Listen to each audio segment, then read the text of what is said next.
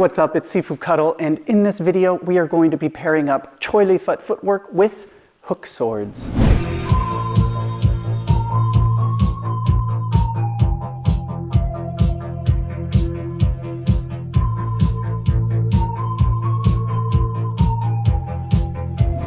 Double hook swords, twin hooks, double tiger hook swords. These go by many different names, but they are a very distinct and very unique design that's specific to Chinese martial arts. Now, typically these are used in a pair. Very rarely will you see a single hook sword in usage, though it's not out of the question. This is a very unique weapon though, because we have, of course, the hooks at the top, which have an outward blade edge as well as an inward blade edge that follows all the way down the front side of the blade. There are crescent blade guards on each of the swords and then a bottom spike. Sometimes you'll get a sword that has a forward spike as well, so you have some thrusting capabilities, but typically this is the most common design. Now, it is not an easy weapon, and that's not only because of this variety of attacking options, but it's because of the spatial awareness that you need and the adjustments you'll have to make from having a little bit extra room on the bottom as having a little bit extra room in the front. So do pay attention to that as you're working with these hook swords. Now, I am going to be including techniques that I have explained in other videos specifically for the hook swords, and I have an entire playlist on learning this weapon. So I highly suggest you check that out. I'll leave a link up above. You can go over those techniques and some of the fancier movements, as well as you can use some of those and add them to this pattern when you get a handle on it. Now, the other thing is, if you don't already know the choylifut footwork, I highly suggest you check out that video first, because I'm not going to be covering the stances. You can always come back to this video. So I will also leave a link to that one up above. Other than that, make sure you have enough space to practice. We are going to be linking these together and swinging them around. And if you don't have hook swords, a pair of canes will work just as well. So you have a couple of options, and otherwise, grab your swords. Let's get to work. Now, before we begin, I do want to mention one last thing. We are not going to be doing the exact choylifut footwork. There's going to be some slight deviations, and that's because we're going to be doing some techniques and movements like linking the blades together and swinging them around over the head. And we're going to adapt a little bit of different footwork for that. Okay, starting off right off the bat, instead of doing a horse stance for our first technique, we're going to take a longer step. So my right foot is going to step all the way forward to a dinji ma bow stance. I'm going to swing and hook up with my right hook. My left hook is going to raise up, keeping it parallel up above my head. Okay, so if I was to start with my left foot forward, step, and then hook and pull. Now from here, I'm going to step away, do a double upward hook. Make sure you keep some space between your hands this way. Don't bring them too close, otherwise you might end up hooking yourself. Okay, so again from here, stepping away, and then a double upward hook with the blades. Nice and simple. Again, if I'm going towards this corner, 1, 2, I hook and pull upward, step away, again, striking upward. Okay. Now from here, we're going to flower. So you're going to bring your right hand over your left and then unwind and change the position. So you'll go right hand, right fist is over your left elbow, right elbow is over the left hand, bring them out and change them. If you can do this, you're basically going to put that into motion, okay, with the next technique. So again, starting from the top, we have the upward hook, stepping away. Now cross, switch it up, unwind the stance, and then we're going to do a horizontal cut. So when you do this one, my other blade, I'm going to turn it so that the sharp side is out, the crescent blade is out, and it's resting on the ribs.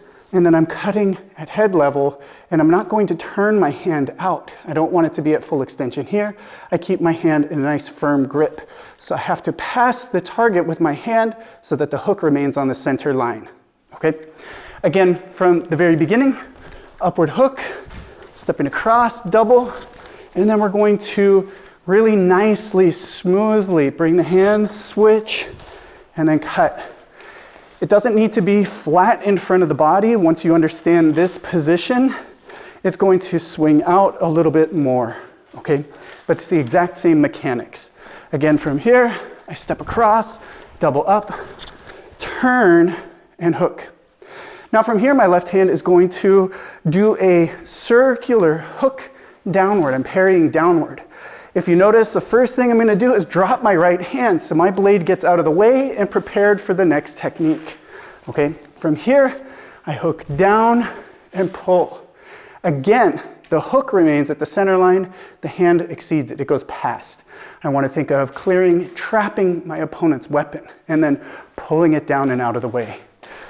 Again, from here, we can do a short circle, or we can do a full 360-degree circle. Now I'm going to step out to the side laterally, and then I'm going to strike to the head.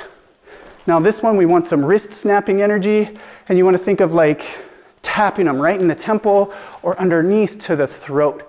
We want to just use that frontward, outward protruding hook for this. And then if we make contact, we can always clear through, okay? But it's not chopping energy. We're not trying to cut all the way through. We're just tapping up top, okay? So again, from here, circle, tap. And my other hand, I keep flat over my head. Again, from here, circle, tap. Okay, one more time. From here, circle, tap.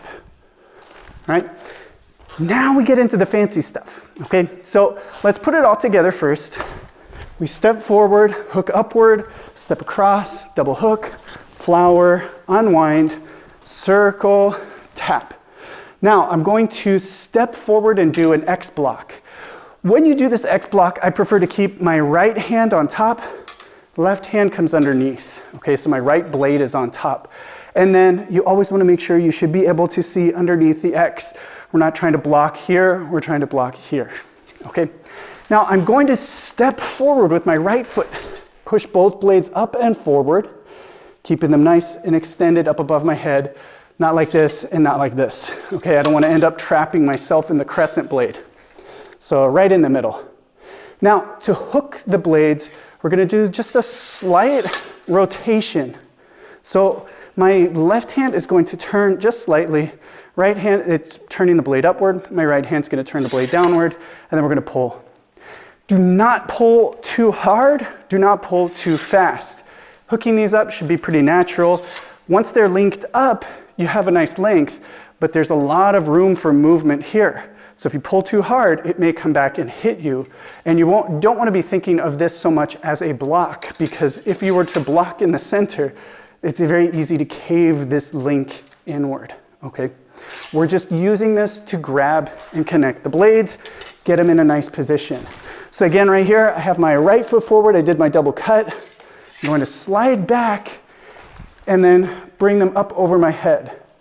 Now, stepping back is the motion where we catch the blades together, okay? It's not going to be catch and then step back. We want to buy ourselves that time to link the blades, but once we're here, we're ready to move.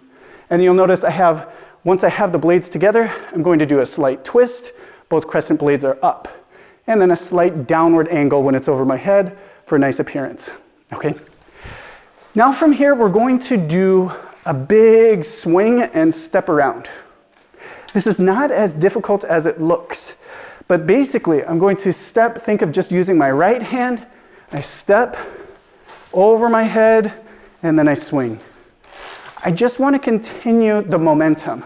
So once I started in motion, it goes, and then I'll bring it back down.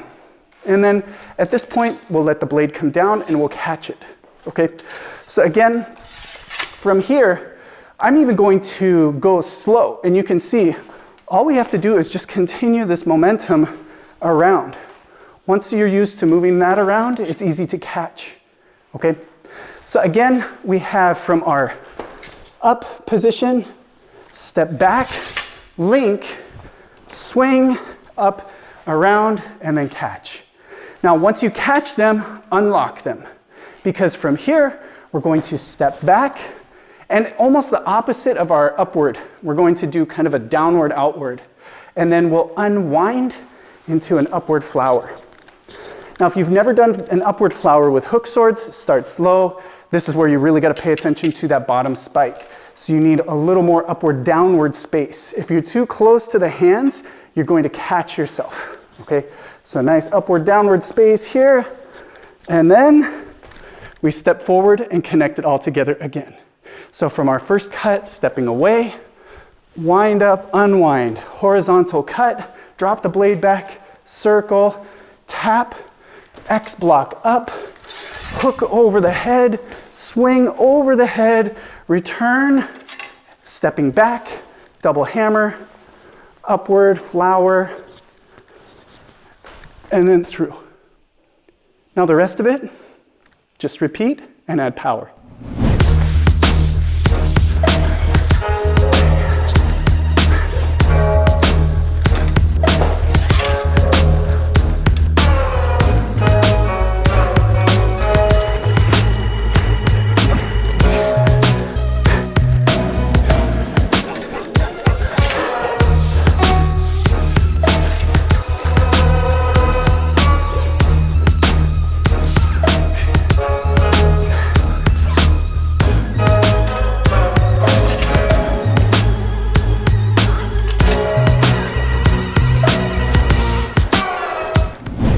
All right, so there you have it. Now, as you can see, this is a great way to practice some of the techniques of the hook swords.